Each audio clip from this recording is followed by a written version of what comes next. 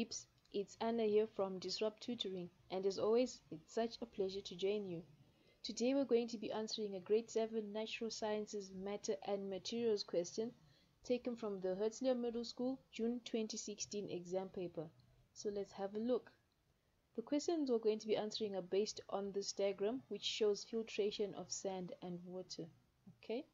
So the first instruction reads, study the diagram below, which shows filtration of sand and water.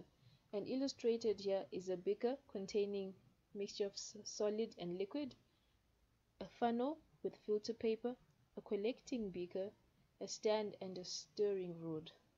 So I've inadvertently actually answered question 5.2.1, which asks, provide a label for the parts numbered 1 and 2. Part 1 is here and part 2 is here. Part 1 is pointing to this funnel, which is holding the filter paper that's trapping the solids right here on the outside, and part 2 is pointing to the retort stand, which is also called a clamp stand, or some may just call it a stand. Okay, so part 1 is the funnel and part 2 is the stand.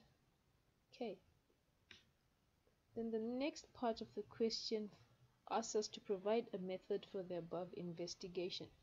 So the first thing you'd need to do is to set up the apparatus for the experiment.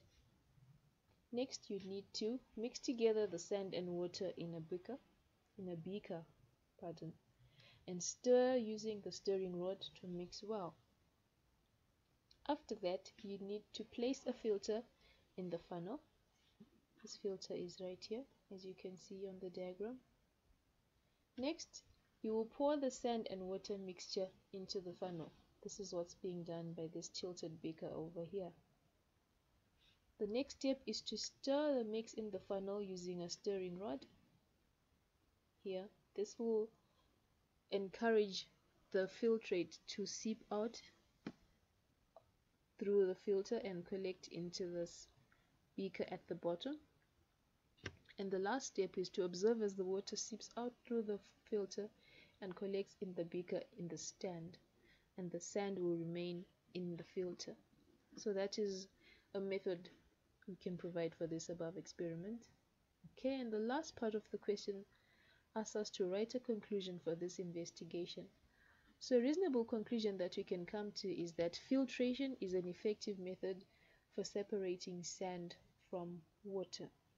Okay, so that's that on filtration for separating sand and water. Before I go, I'd just like to say a very big thank you to our epic sponsor for making this video possible. You can read about them and more about us in the description below. Also, please head over to our website for more of these epic tutorial videos. If you can't find the answer to your question, send us your question and we will respond with a personalized video just for you. And until the next time, stay epic.